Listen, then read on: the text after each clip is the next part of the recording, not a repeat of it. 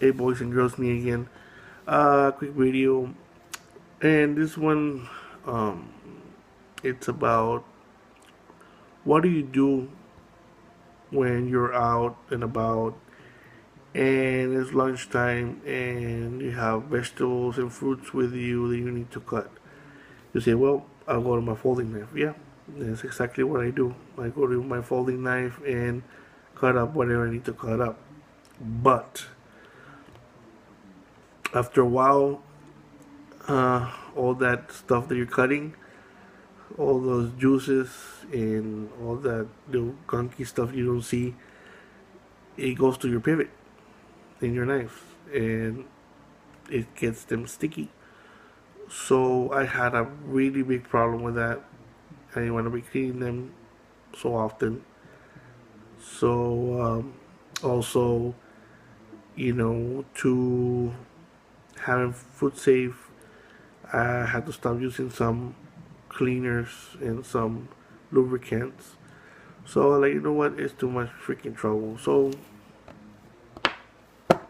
solution: paring knife. Paring knife, Kershaw paring knife, hard nylon handle with a black rubbery overmold, very comfortable, made in Japan, and it's a AUS 6 steel, AUS 6 high carbon stainless steel. Um, it's pretty good steel, I want to say it's good steel. Not the greatest steel, but it's good steel. Um, and this one's model 9915, it's 3 3/4 long paring knife. It's a pretty large paring knife. Usually they're like 3 inches long. Kershaw offers, I think it's 3 different types. This is the largest one. It's a paring knife. It's the largest one. They have a smaller one, and they have one that's like a sheepfoot design type of deal with the blade. Um, but this one, I got it for that, for foot prep, cutting stuff, foot prep. So I don't have to worry about pivots. I don't have to worry about lubricant and stuff that I use, oils that I use for my knives to maintain them. This one, just clean it, wipe it dry, and that's basically it. I mean, really, you want to put some oil, just get some virgin olive oil and just smear it on the knife if you're gonna store it for a long period of time. But if you use it on a daily basis, you don't even have to really oil it. Just clean it, rinse it clean, and then dry it, and that's it. Because you're using it on a daily basis, so you won't give a chance for rust to actually form. As long as you keep it drying. So for me, this was a solution. It was an $11 solution. So I'm pretty happy with it. It works pretty good. They usually come with a very thin edge on it because they're designed to slice. In case you're gonna be using it for other than just slicing food and stuff, I would recommend getting a thicker edge on it, maybe a 2020. Usually they are 1515.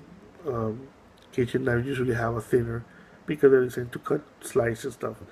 Um, and I do recommend getting a thicker edge on it. That's what I'm doing to this one. I put a thicker edge on it because I don't want my edge to be so weak.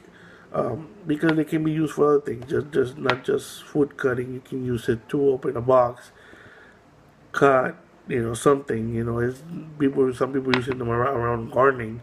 They're the household utility, kitchen knife in a way. So um, every kitchen set usually has a paring knife. Um, and they're pretty versatile knives. They're small little fixed blade knives. They're stainless steel. They're lightweight. They have a very thin stock. So basically, it's for slicing and cutting food.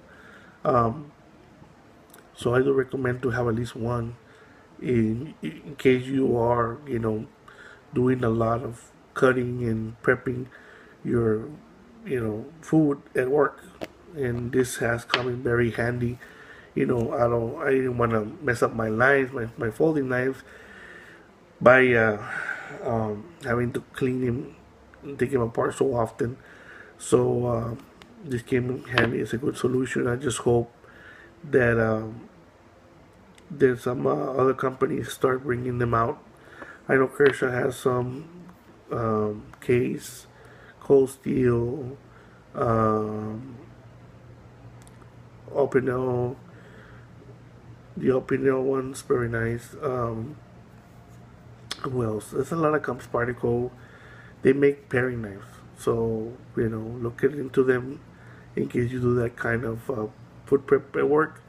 They're very inexpensive and very sharp, and there's a bunch of them. I mean, you can find some that are like $1 to I've seen ones that are like around $150. So it depends on the brand, the material, the designer, and stuff. Victorinox makes very good ones, also good little small paring knives. The only thing with the paring knives, they usually don't come with a sheath or a protector or anything like that, so you can have to buy something, either make a sheath for it or buy those cheap plastic sleeves that you slide the blade into them, and it keeps. I mean, it's a cheap solution. They're like $3. They're plastic sleeves, designed for paring knives and other knives. You just put the sleeve on it, and you can just throw it in your backpack or stuff. Have it in your car, your glove compartment. They're good knives. They're inexpensive, and you know they're good for what they're designed to do. Cut up food, vegetables, and fruit stuff.